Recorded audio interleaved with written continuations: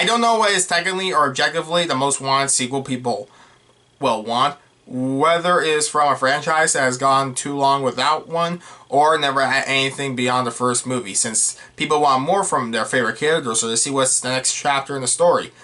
And studios want money. Anyways, I can make guesses, my own list, but honestly, it's not something I don't really care about that much, especially how these days popular franchises can be run into the ground due to oversaturation or fatigue, even if it's still good sometimes. But then in some examples, you get sequels to movies that weren't even that good in the first place, or at the very least, didn't please more people, or most people, or anyone.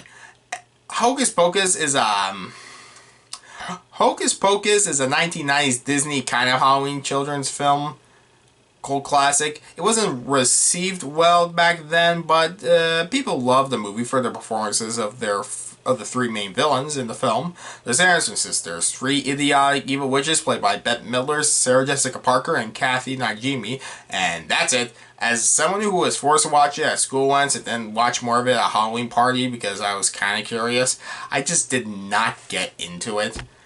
The comedy lost steam for me fast, and the main characters were boring and forgettable. I think I saw my brother watching the first movie the other day, and I was like, oh my god, I forgot the main character even had a little sister. But going back to what I was saying, I mean, I've already been the one talking, so I interrupted myself. But yeah, the story itself was just nothing. From what I remember, a new kid in town gets bullied, and because he's a virgin, the three evil witches were released. They tried to do a musical number to hypnotize the town, but they are defeated. I didn't even care to rewatch that movie to refresh myself going into the sequel because I really didn't care.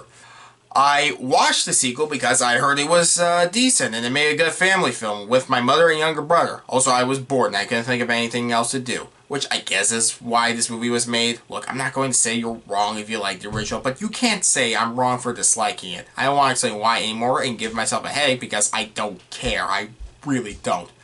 However, this is a sequel I don't think really anyone asked for, so now that it's been almost 30 years later, and with the 3 stars who peaked in the 90s back, what did I think of the now Disney Plus exclusive sequel? Well, I think you can quote me on this though, it's as good as I thought it would be. Take that for what it's worth.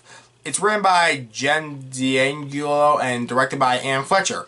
The perfect choice. We're now decades after the Sanderson sisters escaped, wherever they were trapped in, I guess the book. We follow 3 new teenagers. Becca, played by Whitney Peak, her friend who's on her side, played by Belissa Escobedo, and the other friend who they're not on good terms with at the moment, played by Lilia Buckingham.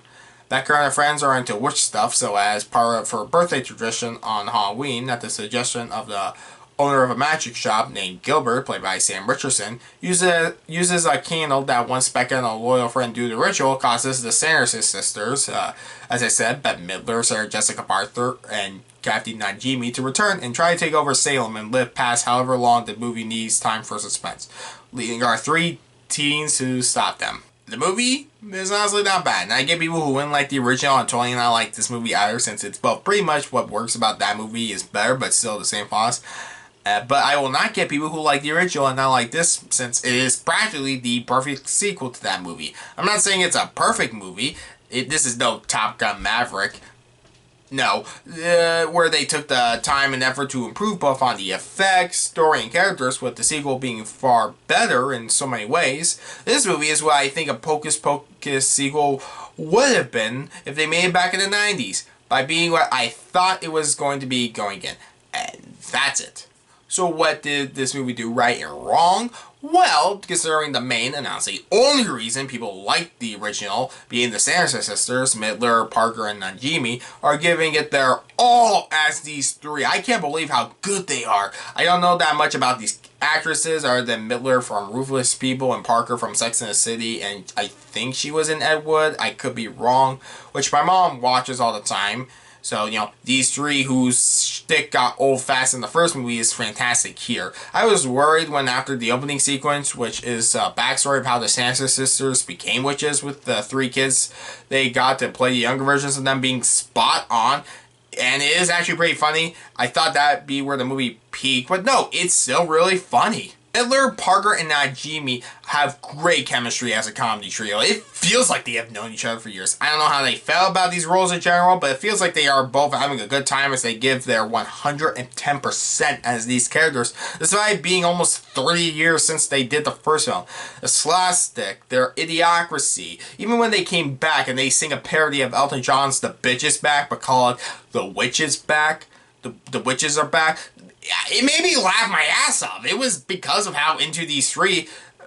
It was because of how these three are so into these characters that I made the movie a decent watch, since I laugh practically every time they are on screen. This is good because everything else I mostly had a problem with existed. The side characters are more hit than miss. I liked Gilbert fine, and I forgot completely about the Doug Jones zombie character as well here, but he returns and he is also giving it his 100% with his performance for playing the side character brought back because he was in the first movie. However, the main three friends of the film, though, are so boring and bland. I could be wrong, but considering how Leonardo DiCaprio chose Who's Eating Gilbert Grape over Hocus Pocus. Wait, really? None of the other kid actors in that movie were good actors. They had bad performances, and maybe some of them would have been better than the others, but, I don't remember, and I guess I could be wrong, but again, I don't care. Here, though, the three aren't bad actors. They're actually pretty decent what is given to them, and could get a laugh out of me once in a while, but they have no character whatsoever and are completely forgettable. I didn't want to look up the other two's names since that's how little of an impact they left on me. The only conflict these characters face is that one of Becca's friends didn't invite her to a party which takes place the same night as her birthday, and when they typically get over this, and when they will obviously get over this in 1 to 2 sentences, they have nothing about them that makes them interesting or anything but bland. The dumb boyfriend character, who is oblivious to being a jerk sometimes, got bigger laugh on me than these three, and then you got the mayor played by Tony Hale. Look, I haven't seen Arrested Development, but I just don't find him funny. His comedic timing and expressions always feel either like he's trying too hard, or put simply, he's sloppy. Nothing I have seen him in I liked. I mean, I haven't seen everything that he's in, so maybe I don't know better. I don't know. Maybe I'm wrong, but to me, Tony Hale always feels like one of those actors you get when you want to get someone more popular and have to sell for him. Also, the movie does have a Walgreens as part of the story, which for all the stores they could have done a product placement for, choosing Walgreens did make me kind of laugh at the interesting choice. Anyways, but then you also got the three recreating the scene where they hypnotize the town with a song, but instead of it being an original song or the parody like the Witch's Bag, no, they just sing Blondie's One Way or Another, which, I mean, it's sung kind of well, but, I don't know, they could have cut this scene out completely. It changes nothing.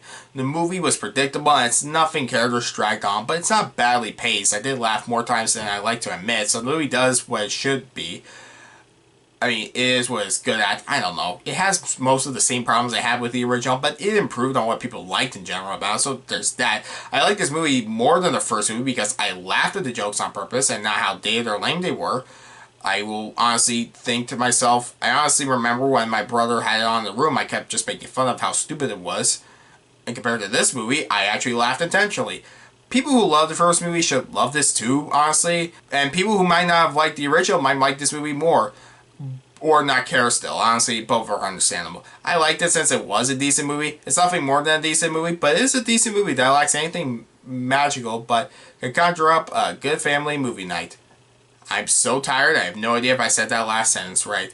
But hey, it's a Hocus Pocus 2 review. I have way more other reviews I could talk about that I actually give a crap about. I mean, this was better than my best friend's exorcism. I gotta give it that. I give Hocus Pocus 2 a 6 out of 10.